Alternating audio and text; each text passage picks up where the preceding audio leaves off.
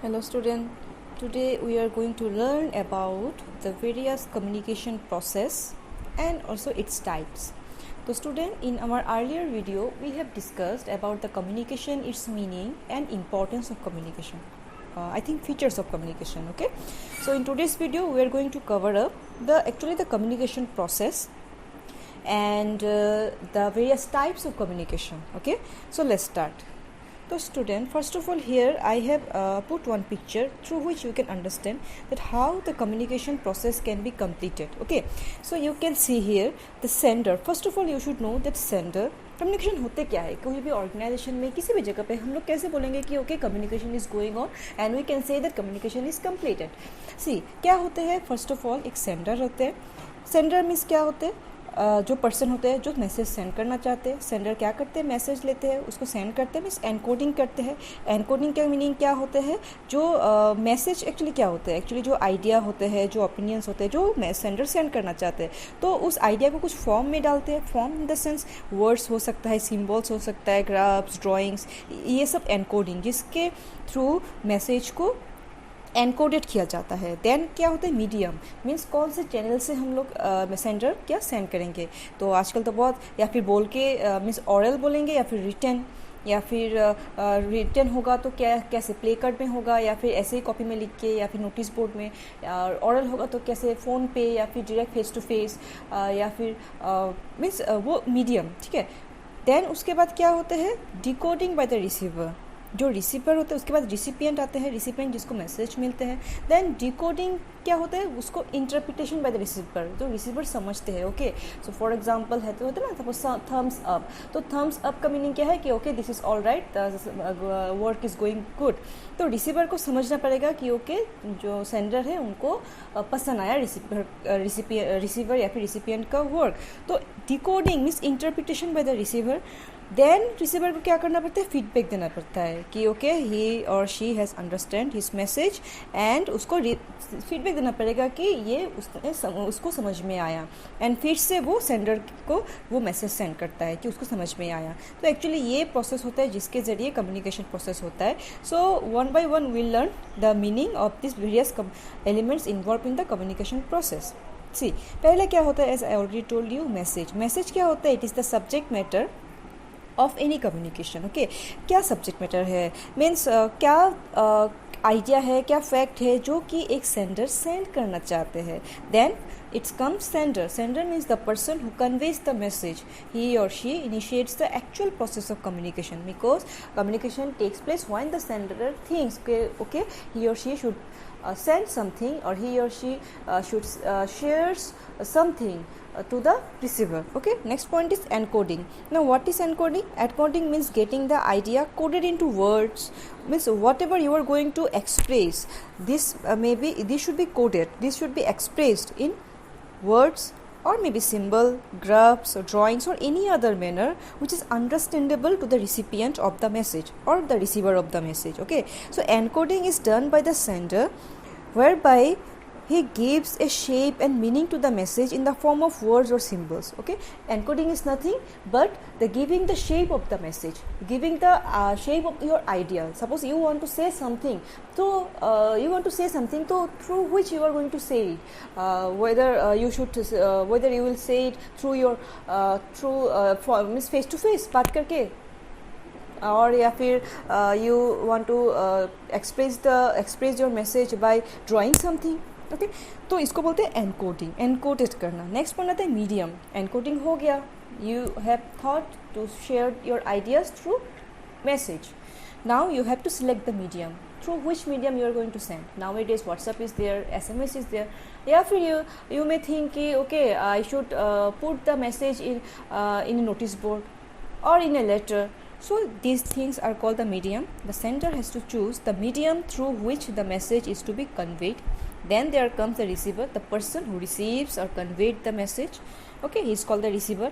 Next होता है decoding. Decoding means क्या है, the way through which the receiver decode the message or understand the message. Okay, decoding means the interpretation by the message of the message by the receiver. Okay तो receiver को कैसे समझ में आएगा, ठीक है, उसको हम लोग डिकोडिंग बोलते हैं. The receiver must understand the message in the same sense as intended by the sender. ऐसा नहीं है कि सेंडर कुछ और बोल रहा है and receiver has taken it in a other way. So it should not be like that. It should be in the same way, the way the sender send the message to the receiver. Then feedback is what? The message sent is followed by a reaction or response from the receiver. There should be reaction from the receiver. That means he or she has understood the things. Okay, then there is come noise. Maybe there may be sometimes the message get distorted in the between the channel because of some noise क्या है? Disturbance, confuses.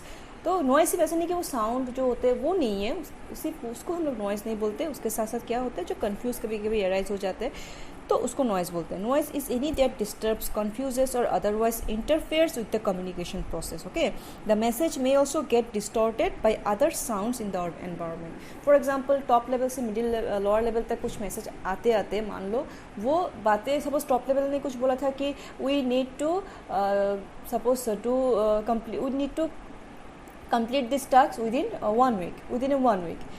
Okay, तो ये line था. But मान लो because of lack of communication और because of the noise और because of some distortion वो मैसेज आते आते वो मैसेज आके ऐसा लोअर लेवल पे ऐसा मैसेज आया कि we must complete the task within 1 week. But message था वी नीड मीन्स ज़रूरी है, बट मस्ट, जब मस्ट वो वर्ड आ जाएगा तो आई थिंक थोड़ा बहुत डिफरेंस आ रहा है ना. तो एक वर्ड्स में बहुत कुछ डिफरेंस आ सकता है. तो मान लो किसी ने बोल दिया कि we must complete the work within 1 week otherwise will get fired. तो ये सब कुछ और ज़्यादा भी एक्स्ट्रा हो जाता है. होता है ना वो गॉसिपिंग वाला, आई थिंक सभी को पता है ना गॉसिप कैसे, र्यूमर्स कैसे डिस्ट्रीब्यूट स्कैटर्ड होते हैं सोसाइटी में. तो एक ऑर्गेनाइजेशन में भी वैसा ही होते हैं.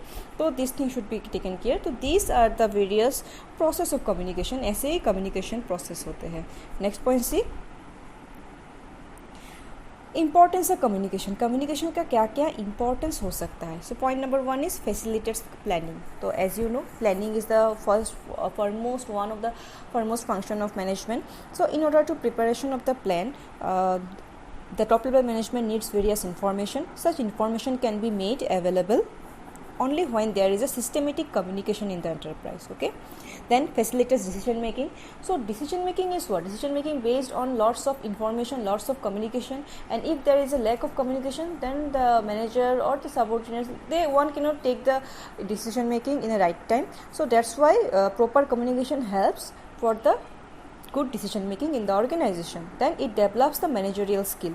So managerial skill का meaning क्या होता है? It facilitates the managerial people to acquire knowledge and information and to share the same with their staff, because the communication itself is a learning process. So it can definitely help in development of the managerial skill.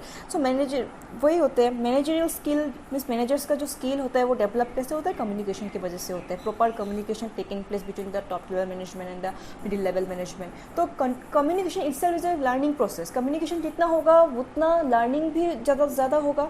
And people who are working they also get to know lots of things about themselves, about the organisation, about the structure of the organisation, about the policies. तो उससे क्या होगा? Obviously जो managerial skill है वो भी अच्छे से डेवलप होगा. Next, it helps in maintaining better industrial relationships. Obviously a good communication network within the organization will help avoiding the disputes, conflicts and grievances of the employees and ensures better industrial relationship. Okay, next, it facilitates coordination. So as you know, coordination is very much important for the proper functioning, all the functioning of the management, and as we already discussed that coordination is the essence of any management. Okay, तो क्या होता है जब coordination between the groups or section is a must for the efficient functioning of the organization, communication is an aid to coordination. It is necessary to ensure upward, downward and horizontal coordination. Coordination होना बहुत ज़रूरी है और coordination can be possible if there is a proper good flow of communication happening in the organization. Okay, so these are the importance of communication. Now next, see, we are going to discuss about the various types, and in today's video we are going to cover up only the formal communication. Okay, so generally there are two types of communication. One is formal communication, another one is informal communication. Okay, so let's start. So first of all you should know the student what is formal communication. तो formal communication क्या होता है, नाम से पता चलता है, जो कि ऑफिशियल होते हैं ना, formal kind of official. So the communication which takes place in an organization in a formal manner में जो होते हैं हम लोग उसको फॉर्मल कम्युनिकेशन बोलते हैं. It usually refers to the official communication which takes place through the chain of command. ठीक है, जो ऑफिशियल जो स्केलर चेन होते हैं ना, याद है ना हेनरी फेयर ने जो दिया था स्केलर चेन, दैट पिरामिड. तो वैसे जो कम्युनिकेशन आते हैं टॉप टू बॉटम और बॉटम टू टॉप, जो कम्युनिकेशन जाते हैं through this line, it is called the formal communication. It is very very important for proper functioning of the organization. Yes, without communication no organization cannot survive. So for the proper survival of the functioning or survival of the organizations, we need proper functioning of the organizations, we need proper communication. Okay, and that is formal communication. Next point, see types of formal communication. Formal communication का भी बहुत सारे types होते हैं. क्या क्या होता है देखो. Point number 1 is downward communication. So I think downward communication का मीनिंग क्या हो सकता है student. See, it refers to the flow of communication from higher to lower level. जब हायर लेवल से लोअर लेवल पे कम्युनिकेशन फ्लो होता है तब उसको हम लोग क्या बोलते हैं, डाउनवर्ड कम्युनिकेशन. जैसे कि example, plans, policies, programs etcetera of the enterprise are communicating to the lower level by the top level. तो टॉप लेवल जनरली क्या करते हैं, बहुत सारा प्लानिंग बनाते हैं, पॉलिसीज बनाते हैं, प्रोग्राम्स बनाते हैं, एंड उसको जब कम्युनिकेशन करना होता है तो हम लोग क्या बोलते हैं, the communication is flowing from the upward to the downward. That is called the downward communication which is a formal communication. Okay, next point is upward communication. Upward just the opposite of downward, means जब communication नीचे से ऊपर जाते हैं. Okay, it refers to the flow of communication from subordinates to the superior. Example like problems, opinion, suggestions etcetera. तो उसको हम लोग डाउनवर्ड अपवर्ड कम्युनिकेशन बोलते हैं. Next point say diagonal communication. Diagonal communication first next से sideward और horizontal communication. Horizontal और sideward communication का मीनिंग सेम ही होता है. उसका मीनिंग क्या होता है, जब याद है ना स्केलर चेन में there is one point which is called gang plank. in order to shortcut the communication process, in order to reduce the time, save the time, हम लोग गैंग प्लैंक का यूज़ करते थे. So it is same in case of horizontal communication. It refers to the flow of communication between the person holding position at the same level in the organization. Same level पे जब organisation का same level पे जब communication होता है, मान लो 2 production manager बात कर रहे हैं आपस में विद इन द ऑर्गेनाइजेशन, तो वो होता है हॉराइजॉन्टल कम्युनिकेशन. याद है ना, लाइक जब पिरामिड, वहाँ पे जो गैंग प्लैंक का हम लोग यूज़ करते थे सेम लेवल पे. ठीक है, the communication between 2 production managers within the organization, we can say that it is an horizontal communication. Next point say diagonal communication. इसका मीनिंग क्या होता है, it refers to the communication between the person of 2 departments, one holding the higher position and then the other. Diagonal का meaning क्या है, just think yourself that communication taken place in a crosswise. Cross करके देखो, मान लो एक ऊपर level में रहेगा और एक नीचे के लेवल में. मान लो MD बात कर रहे हैं सपोज किसी प्रोडक्शन मैनेजर के साथ या फिर मार्केटिंग मैनेजर के साथ, तो उसको क्या बोलते हैं हम लोग, डायगोनल कम्युनिकेशन. याद रहेगा.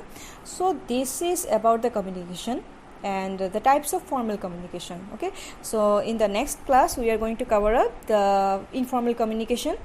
So student, if you have any doubt you can write down in the comment section, and this is for today. Okay, so thank you student. Hello student, today